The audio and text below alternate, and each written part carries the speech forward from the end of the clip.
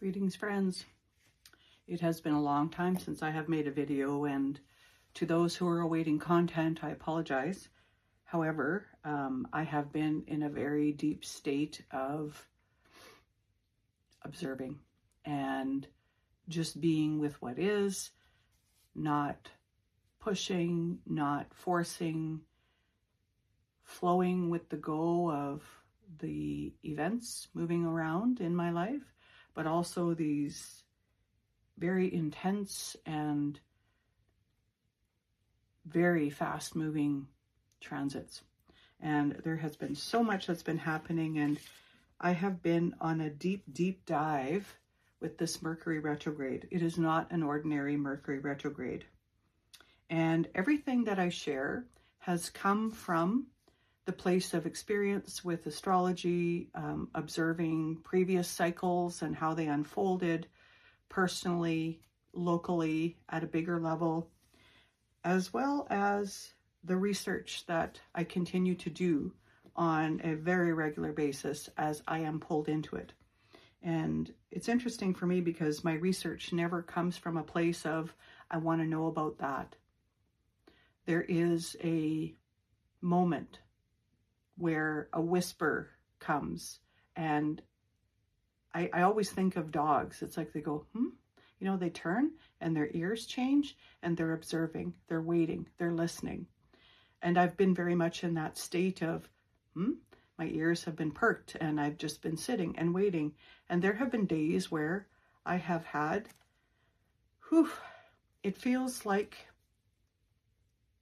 the energy moving through me has been very slow, meaning I don't have zip and vigor on some days, and on other days, the zip and the vigor comes in waves. And by the end of the day, I'm cooked. So today's presentation, I'm going to call it, is not an ordinary Mercury retrograde presentation. This comes from the deep dives I have done into different texts, different modalities, different aspects. It's literally being given,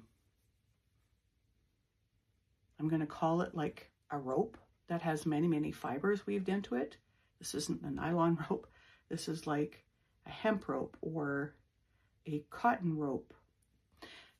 A cord, that's a better word. It has been a cord that has been handed to me to begin to pull on, to begin to experiment with, to begin to draw, to see what the fibers are made of. So the Mercury retrograde happened on February 25th, and the Mercury planet stationed in Pisces at 22 degrees and 33 minutes.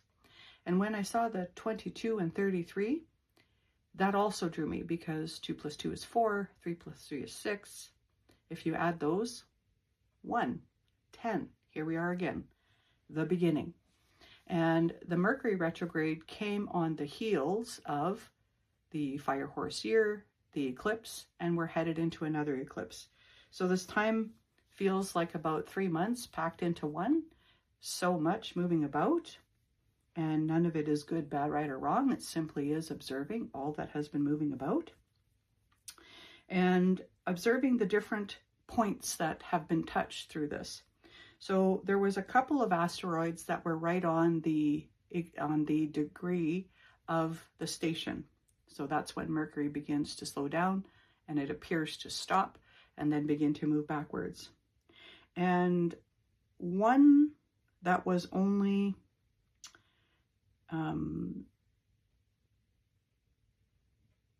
that was being touched was the asteroid Deucalion.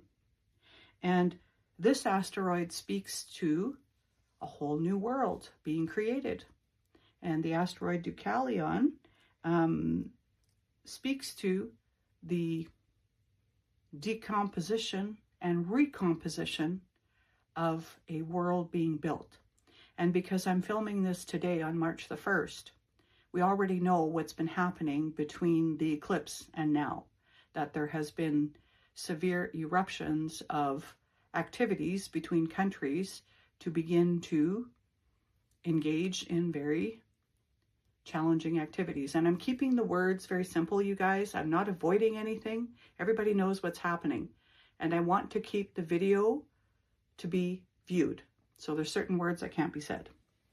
So, a new world being built. And the other one is an asteroid. So this asteroid is called Cassandra, and I've talked about her a couple of times, but she's akin to the little boy who cried wolf, and nobody would believe what he said. Cassandra never cried wolf, but she had these prophetic abilities to be able to predict and tell people what was happening, and nobody would believe her. And she came to a peak a couple of days after the Mercury station and retrograde began. Now, at the very same time, heading through this eclipse was Mars squaring Uranus. And we see what's happened in the Middle East. That has just totally gone into another state of absolute, like, explosion. And Mars squaring Uranus often brings difficult and very challenging circumstances that one cannot predict, and two, they're so eruptive and so, like, they're forces that just completely change a landscape. It can be that way. It can be on a personal level, but we're seeing it on the global level. And Mars touched the eclipse degree when all hell broke loose. So if you think astrology isn't real, that's okay. You don't have to believe what I say. You can just look around and listen to different things and see the correlations between the planetary movements and what is happening. At the time of this exact aspect, so there's many different divinatory systems, and one of the systems has a statement for each degree. And one of the statements was plumbing the depths. So re-examining old habits and old emotional repressions. And this is intended to distract, deflect what is the hushed silence that we've been holding that needs to now arise. And so on the world scene, there's been much that's been happening. And one of the interesting things one of the effects of Saturn and Neptune coming together is the dissolution,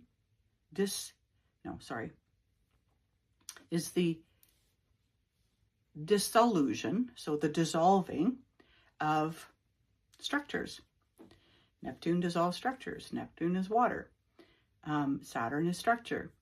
And what's happening now in the Middle East with the countries that have taken action against a particular country, starts with the letter I,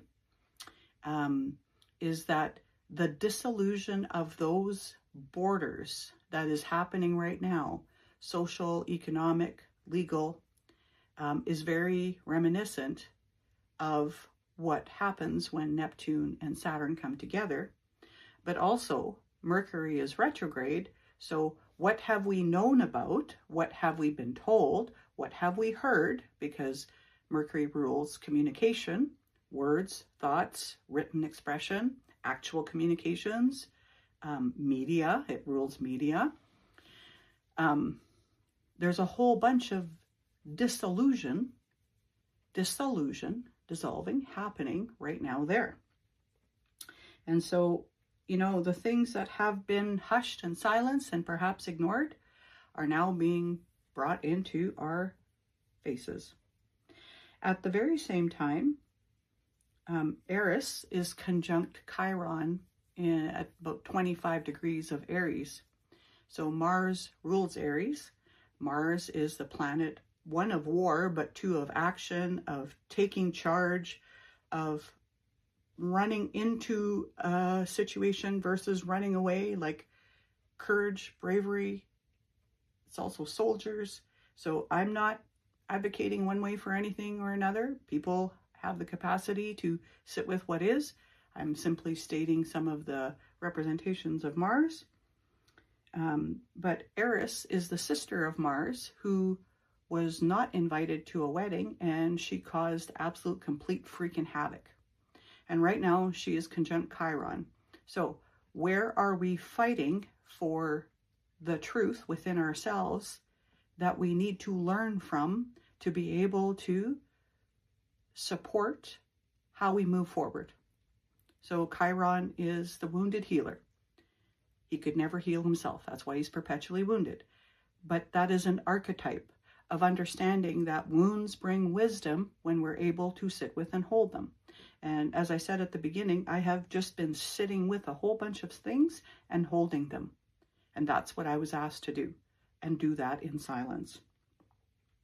At the same time that all of these things are erupting and all of these, astrological configurations are happening, we're in the gibbous moon state, which means we're headed to a full moon eclipse, a blood moon. If the symbology hasn't landed before, and it is now, it's all very archetypal, but it can be very literal as well.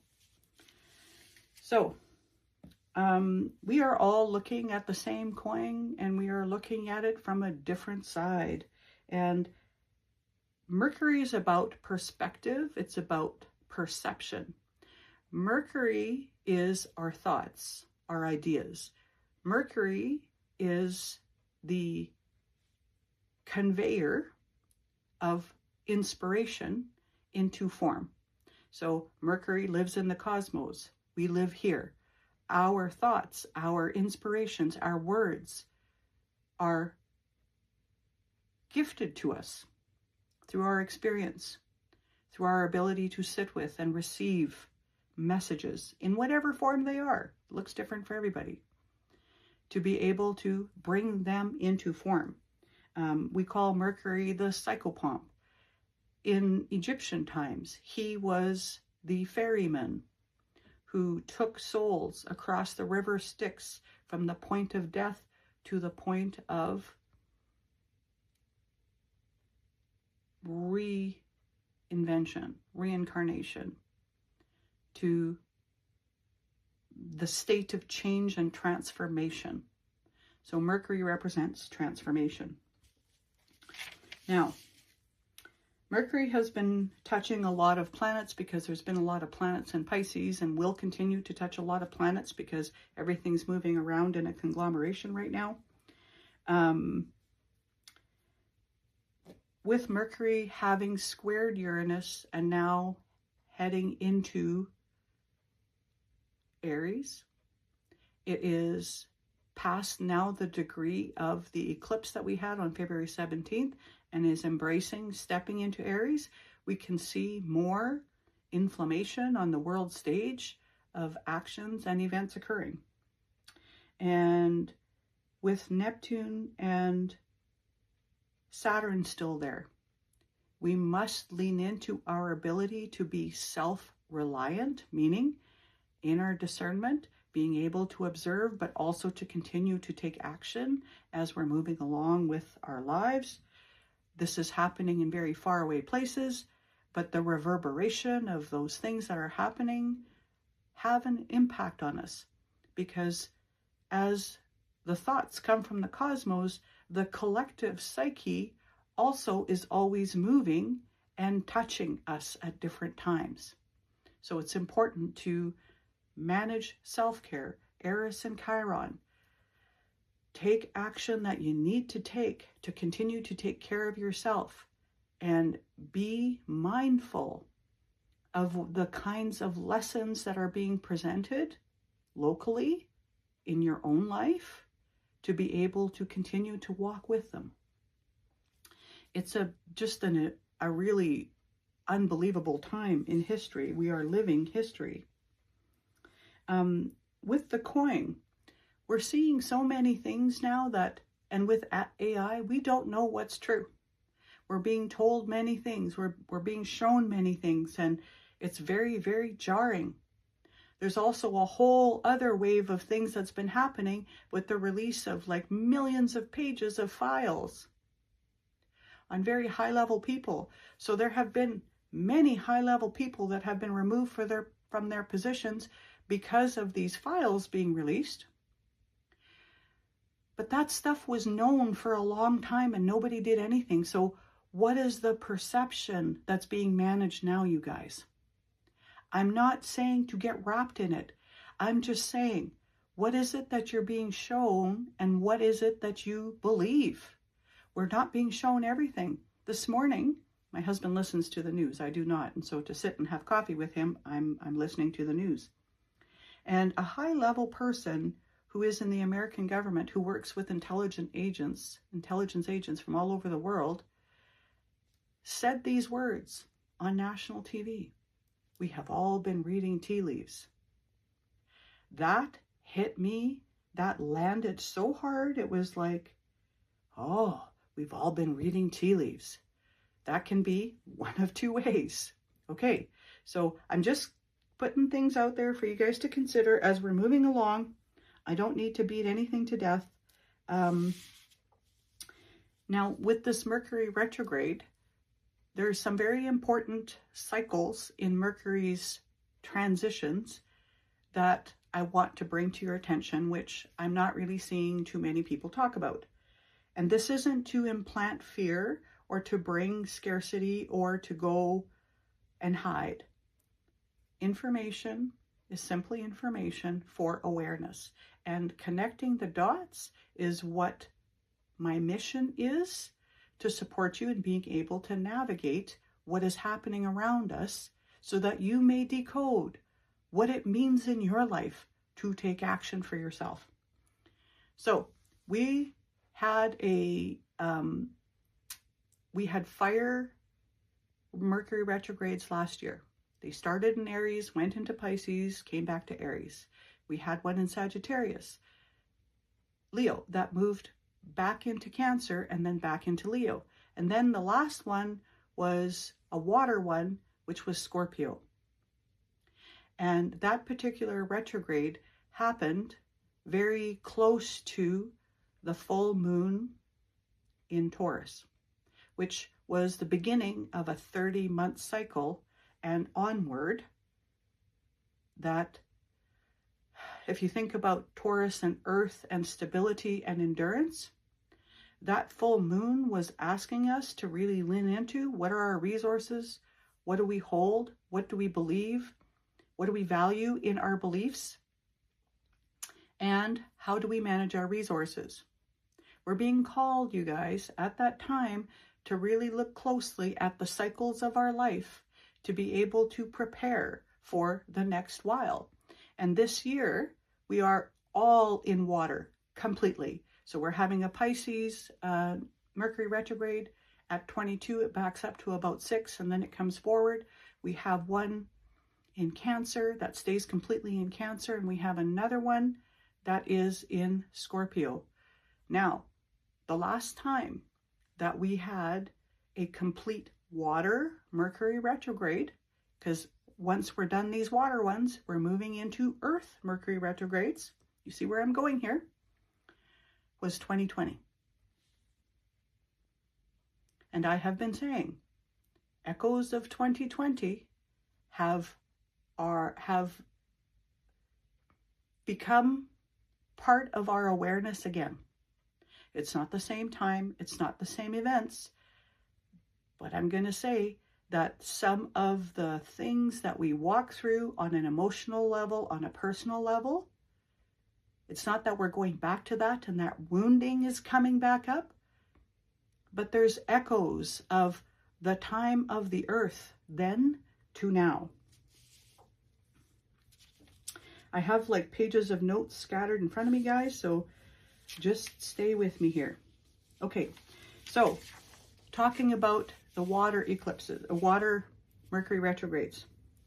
This year, Mercury is going to spend 204 of the 365 days in water.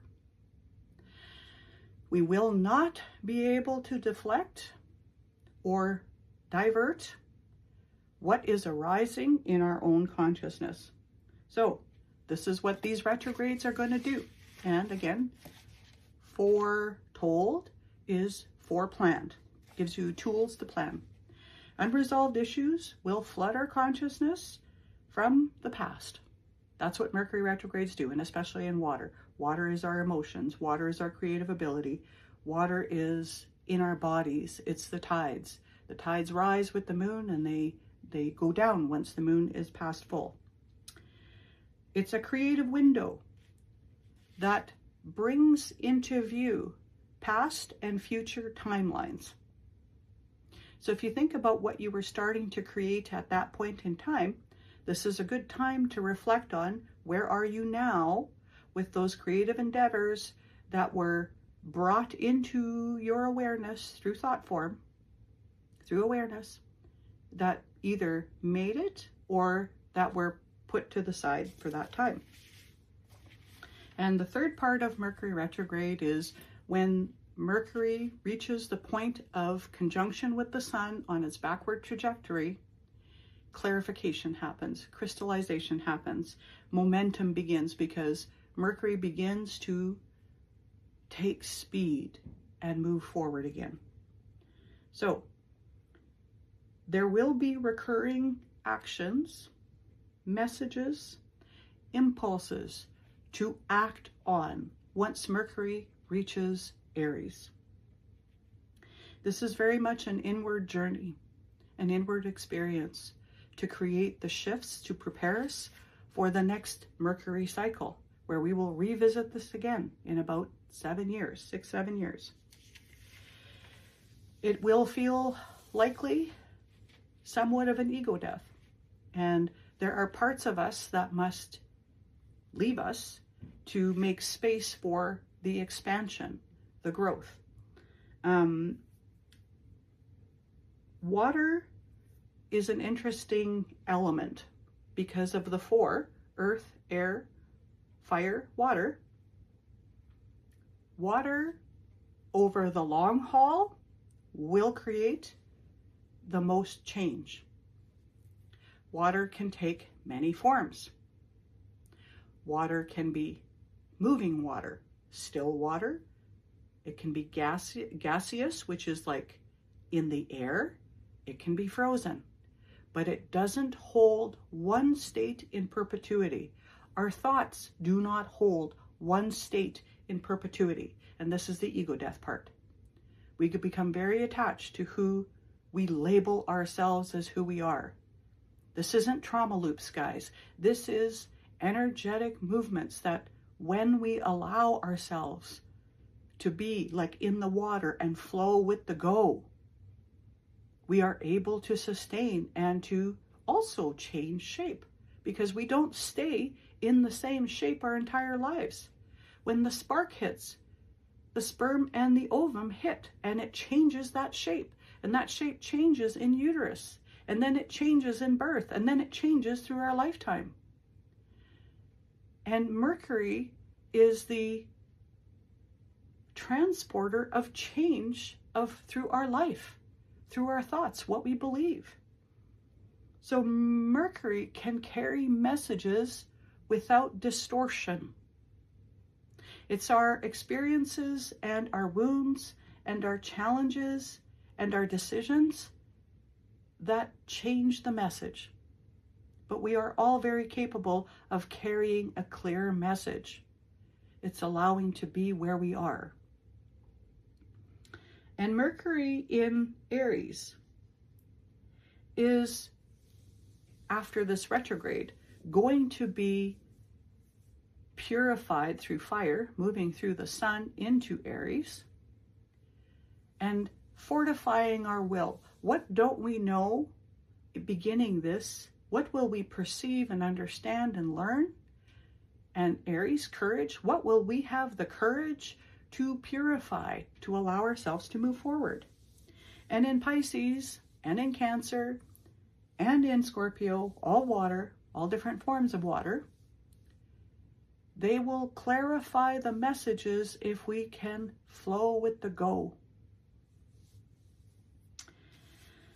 Saturn has just finished 3 years in Pisces, in water. And now Saturn is unlocking the deep things that have been moving around into tangible action and form. And in Pisces, coupled with emotion, it likely has felt like super harsh limitations that we've had to live with, because our emotions will create contraction, freezing, ice, and it will melt, and then we will begin to flow and trickle again. When we heat the water, it turns into moisture in the air, gas. We need that moisture to come into our body through our air. Now, the lungs are part of the mercurial conveyance of messages. We must speak. We must push air to say what it is that is happening.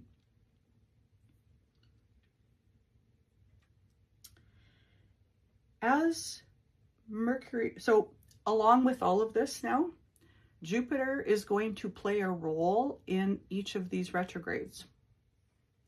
Right now, Jupiter is going to be making a trine, meaning it's supportive and helpful and expansive and connects us deeply to those things that we understand both bring us joy, creation, family, security, nourishment, but also transformation on the spiritual aspects. Pisces, Neptune, higher imagination. The potential to get lost in illusion or delusion is also very much here, but that's being with the retrograde process, is to be with what is and allow us to have clear messages brought to us. When they feel unclear, that's the point to check in with your body to go, why is this making me uncomfortable? What is it that I don't like? What am I seeing that I don't want to see? Now, the discernment we hold is the filter to understand how distorted or real it is and where the distortion comes from. So that's a lot of information, but I hope that makes sense.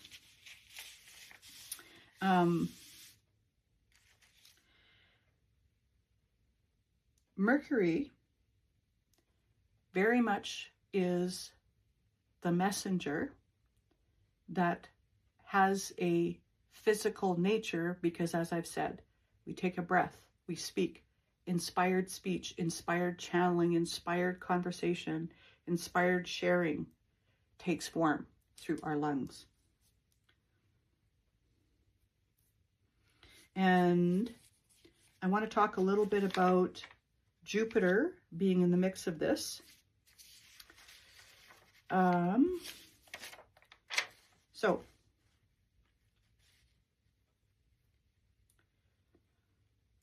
with this particular retrograde, March 6th will be the halfway point where Mercury meets the Sun and that illumination and crystallization happens.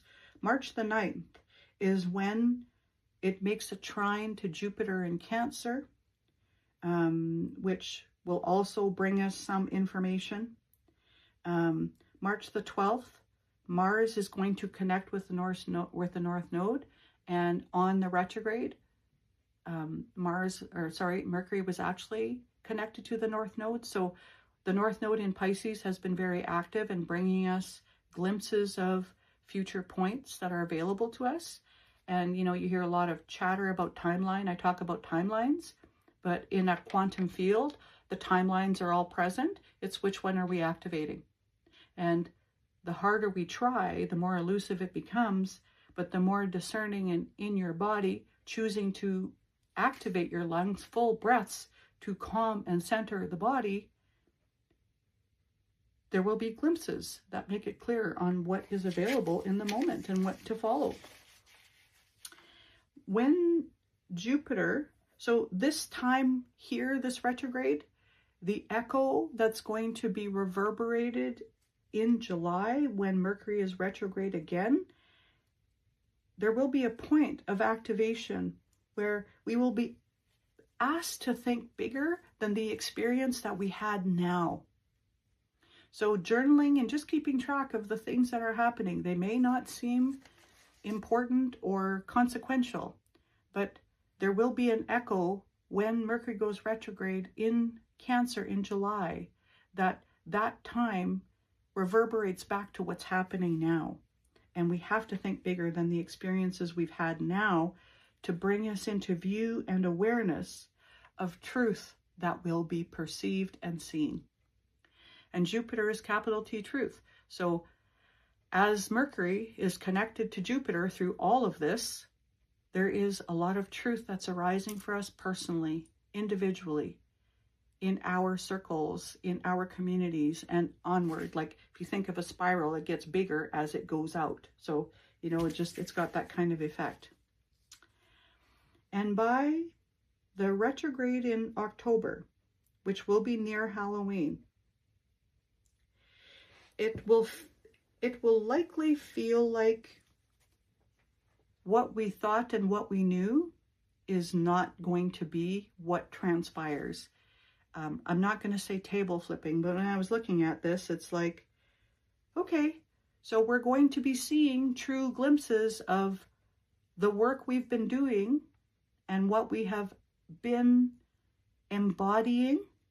Because if you remember, Halloween last year was a Taurus full moon, and that was a beginning moon. I already talked about that a little bit, of a next big cycle. Chiron will be entering Taurus. And Taurus is the opposition of Scorpio. So this retrograde is going to activate Chiron on levels that is going to bring practical information to help us work with the resources we've developed to likely shift where our values have been sitting to align further with where we are at that point in time, and to activate the enduring qualities required to step into a Chiron kind of archetype for ourselves and for others. And this cycle is just so huge. The other part of things that are happening is today, March the 1st.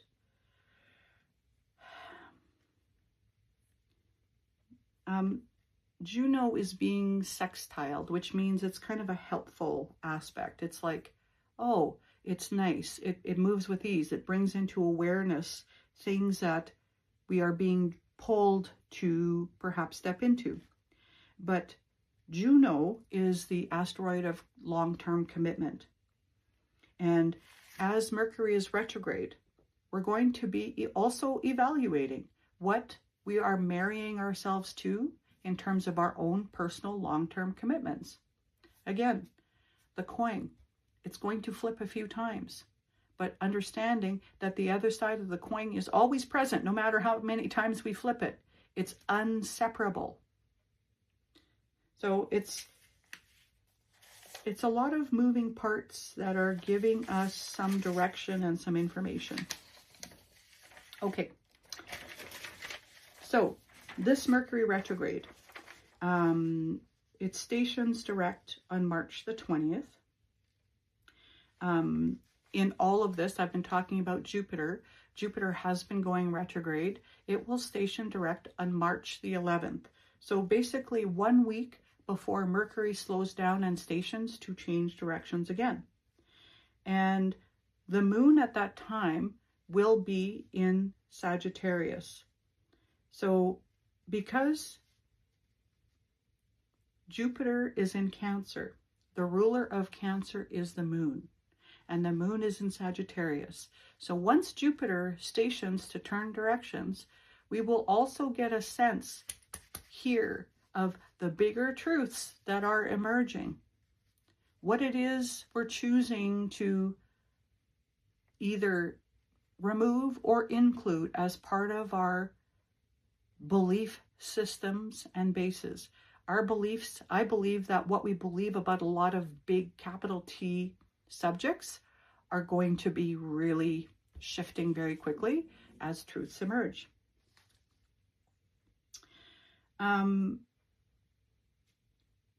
As the station begins on the 19th, Mercury is going to be riding along with the North Node and has been riding along with Venus. So our values, what do we believe, what do we love, the way we dress ourselves, the way we hold the things that are important to us, like the literal things. On the 19th, as it literally stations, which means the retrograde movement has completely stopped and it's still for a moment, it is also on the heels of the new moon that is happening in Pisces. It's also going to be making a square to an asteroid called Hygeia. And that is about our health, about how we take care of ourselves. It's about how we help take care of others. So I think this new moon is going to be somewhat revelatory of where we've been putting our efforts, our thoughts, our focus, our intention in terms of what we've been taking care of, how we've been taking care of ourselves, and that being shifted in this new moon.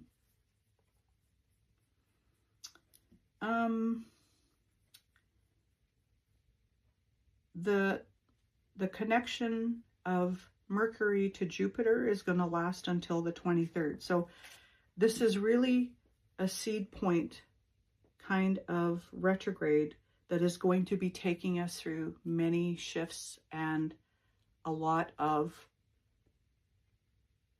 review and alignment is what I'm going to call. But this alignment is going to unfold through the year. And what will be required of each and every one of us is the ability to hold our alignment despite the chaos that's happening in our lives, around us, in our country, in our neighbor's country, and around the world. Okay. I just want to talk a little bit about Mercury as a substance to just punctuate how these retrogrades might shift and create a deeper embodied reflection than before. So Mercury is used in thermometers. Mercury is also called quicksilver. And in days of old, Mercury could either poison people if they took too much of it, or it could heal people. Mercury doesn't have a shape. It can take many shapes. So if you've ever been a kid that's played with Mercury, which they used to let us do in schools, a blob of Mercury could be separated into many blobs, but as soon as you bring them back together, they form one blob again. They don't leave any traces on a surface that it's pushed along. It holds itself entirely. Heat will make it expand. Cold will make it contract. As you see in thermometers, it moves up and down. And as the breath is the mediator between the cosmos, our intuition, the ether, and ourselves. If you think about thought like the literal form of Mercury, it changes very quickly. And if we're not careful on how quickly it changes and how it's changing, it can lead us into different moments and different situations. So one of the biggest healing properties that Mercury did in times of old was to heal infectious diseases that were transmitted person to person. It could heal that. And the correlation to being able to heal diseases that were transmitted from person to person to how thought can heal us or can poison us is the same. Because Mercury bridges us to the divine and the greater. And the divine, by the way, is the spark that you hold connected to your soul, connected to whatever is beyond us, whatever you believe. It's yours the whole time you are here, living, breathing, moving. You are divine. Divine isn't something that's unreachable. You are it. So begin thinking in those terms.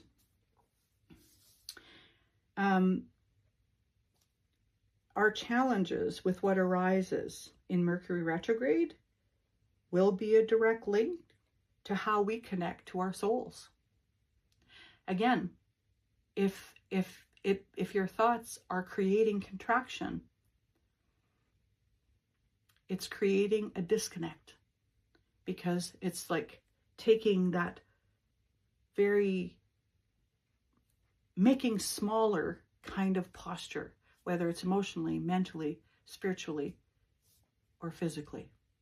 And the key in this retrograde is to hold that moment and that breath, deepen it when the contraction comes on, to be able to receive from the Mercury messenger,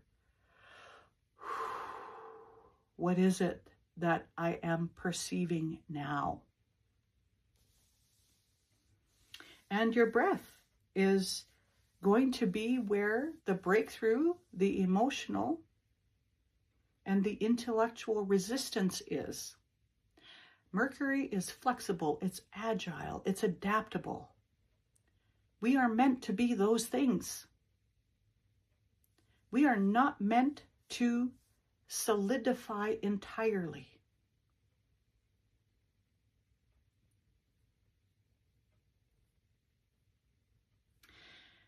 These times will bring up a deep connection to memories with the soul. And with the Saturn and Neptune conjunction, that availability is there like never before. And the possibilities that are unfolding further, Neptune is limitless. Saturn grounds us into what is it that we need to do to tap into that limitless. It looks different for everybody. So a few questions to consider through these retrogrades. So what is it that you appreciate that you invest your time and resources in? It can be like crafts. It could be information, like whatever is created. What do you appreciate in that? And are you a person who loves it and uses it or creates it?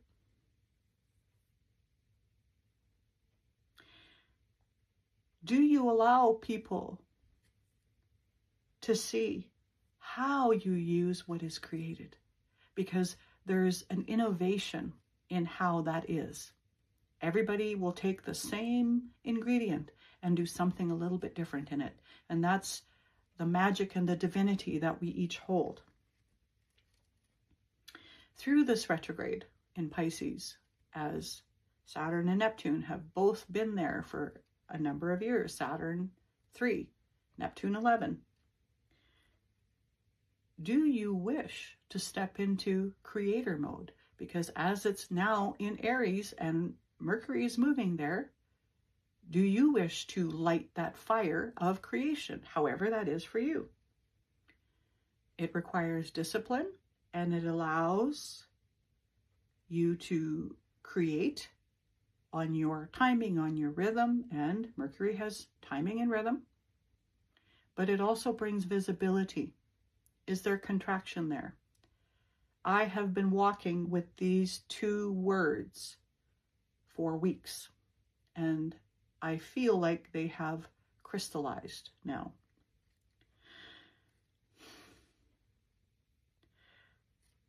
Once you begin that creative mode, you will reap resources, you will reap value, you will reap perhaps recognition and accolades.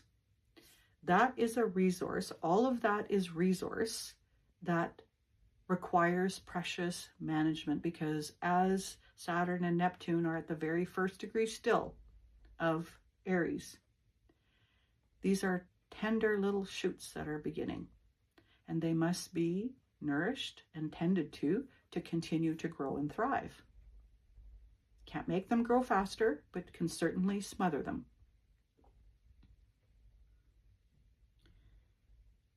Taking note of how you will preserve your work to continue to tend and expand it. And the process of embodying grace through all of these transits, through these Mercury retrogrades, through all that is happening. Grace is the ability to extend acknowledgement, to extend empathy, boundaried empathy, and to be in a position of understanding that there are things that are unfold that are beyond your control, and just give it a little bit of love, because some of these things are going to be really hard to see, and some of these things are going to be incredibly magical. And this is where the divinity and the quantum is all right there. It's the same coin. It's magical and it's awful. Like, we have to be able to manage our own perceptions to be able to move through these things. I have 3 decks that I'm going to pull 1 card from, but the last thing that I want to share with you that has been supporting me through this is a highly, highly creative time. So solar plexus, really working on managing the solar plexus. And that's also where Jupiter is going to be moving into, like Cancer and Leo. Like, how do we shine? How do we radiate? How do we nurture? And the 3 precious minerals that I've been working with are pearl, aquamarine, and lapis lazuli. Aquamarine and pearl both represent water, transformation, flow, nourishment, because water nourishes our body, water carries our nutrients through our body, but also the ability to understand that there is healing that we all require on different levels. As long as we live and breathe, we will encounter moments that will require us to have grace and be soft for ourselves, and hopefully be able to share some of that softness with others. Lapis lazuli is one of the priestess stones. It has pyrite, and it brings a solidity to how it is we imagine, create ritual and devotion to support us and illuminate our path. Okay, so I'm just going to pull the 3 cards, and then I am going to share them with you. I did not draw them beforehand.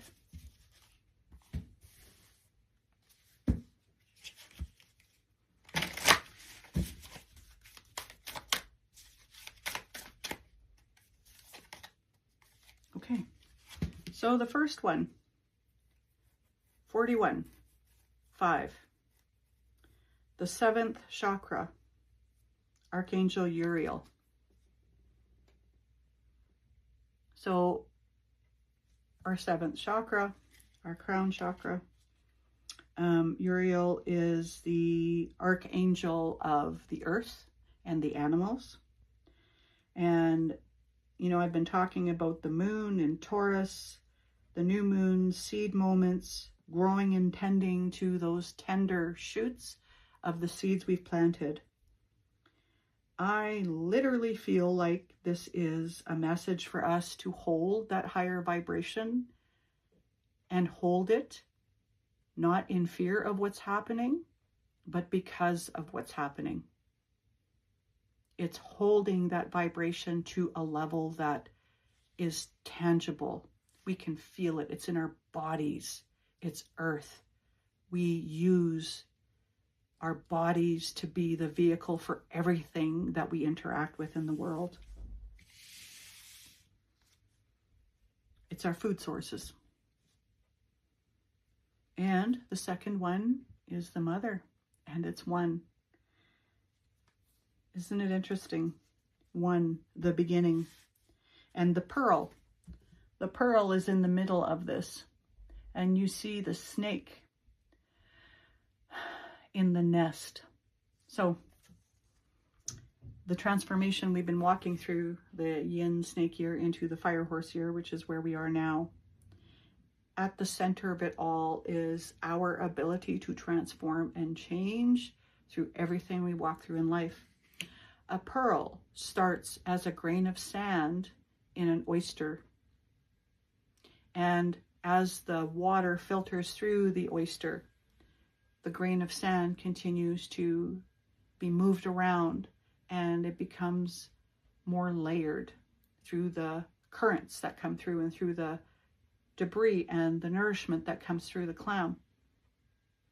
And it, in the smallest grain of sand, becomes these beautiful pearls, whether they be fresh water or salt water. And it's the universe's way of showing us that we don't have to be huge to make an impact. Allowing ourselves to be grounded and whole to the best of our ability, leaning into the cosmos, being the divine spark. A grain of sand is like a divine spark. It's silica. It's from the earth. To become this precious, luminous pearl. And Mercury has luminosity. The metal Mercury has luminosity. It's silver. It moves. It's curious. It's adaptable. It's changeable. But at the core, we're building this pearl within us. Whew. And the horse. Fierce embodiment. Come home to your body, and you see this horse is looking directly at you, at me, eyes wide open, moving the energy, mane in the wind, being resilient, being dynamic, moving when it feels called to, and standing still when it needs to, being aware of the environment. Horses take in so many signals through their senses. Their senses are amplified compared to ours. But observing them, you will see the signals they're receiving, because their ears, their eyes, their body, their posture, their nose, their vocalization, their decision to move or to protect or to push back. These are messages of the potential of this Mercury retrograde being so much more than a simple review, reflect, revise. This is ether-like messaging, information for our divinity to begin to take the shape of what comes through our own creative abilities. We have more agency and ability than we know. That feels complete. Blessings to everyone. I will endeavor to make a eclipse blood moon video for the 3rd. Lots of love to you all. Lots of grace, lots of resilience, lots of adaptability, and most of all, lots of presence to be able to receive, for you are divine. Blessings.